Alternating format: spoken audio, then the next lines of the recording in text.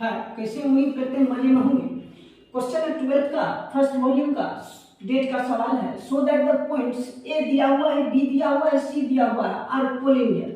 तो we know that, हम लोग जानते हैं कि तीन बिंदु समरेख तभी होता है जब उससे बने त्रिभुज का क्षेत्रफल शून्य के बराबर होता है। तो आइए ना इसका त्रिभुज का क्षेत्रफल मालूम कर लेते हैं। Area of triangle, area of triangle is equal होता है हाफ डिटरमिनेंट्स, फर्स्ट वर्टिसेस को फर्स्ट रो में, तो ए बी प्लस सी, अगला दिया हुआ है बी सी प्लस ए, अगला दिया हुआ है सी ए प्लस बी ना।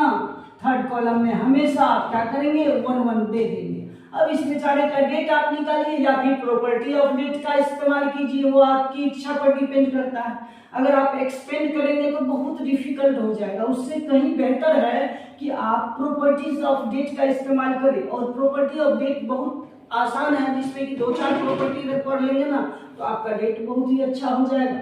जिसमें कि है सबसे पहला कि किसी रो किसी कॉलम को आपस में आप जोड़ लीजिए, घटा लीजिए, डेट का मान नहीं बदलता है। किसी रो किसी कॉलम के प्रत्येक अवयव में उसके संगत रो संगत कॉलम के प्रत्येक अवयव को किसी एक ही राशि से गुना या भाग कर जोड़ अथवा घटा दिया जाए तो भी डेट का मान नहीं बदलता।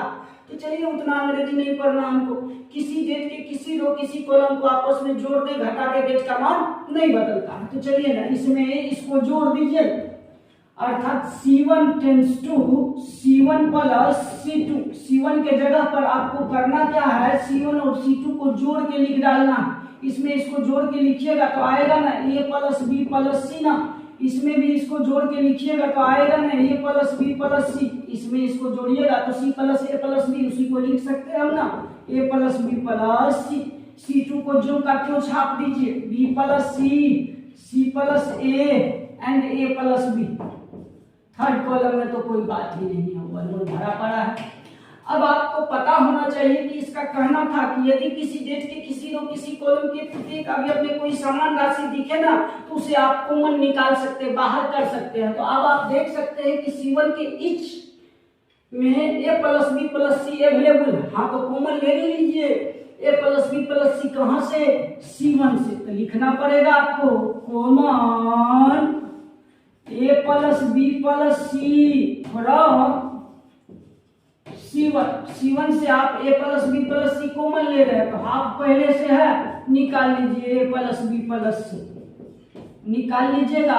A प्लस बी प्लस सी था, ले लिए कॉमन, तो क्या बचा 1 1 1। इसमें जो का क्यों रहने दीजिए, B plus C plus A plus B,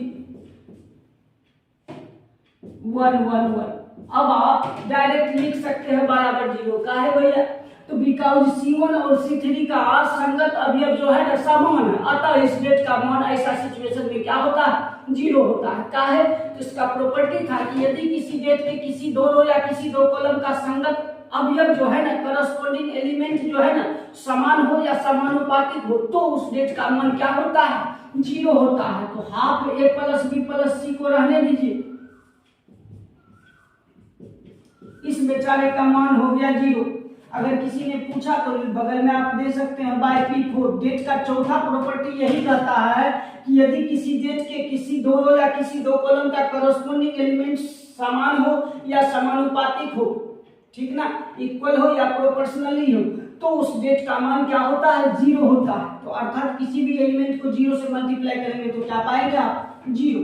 तो बिकॉज इसका एरिया जब निकाले हम तो एरिया क्या निकला, 0 निकला। तो इसीलिए points A B C are collinear का है। तो पता होना चाहिए कि त्रिभुज के 3 बिंदु से घिरे क्षेत्र का अगर क्षेत्रफल आप मालूम करते हैं, अगर उसका त्रिभुज का क्षेत्रफल 0 निकल जाता है तो अतः वह तीनों शीर्ष बिंदु जो है वो क्या है, एक ही सीध में है, समरेख है। Points A B and C are collinear. Proved. I hope कि आपको समझ में आया होगा। वीडियो अच्छा लगे तो लाइक एवं शेयर तो बनता है। धन्यवाद।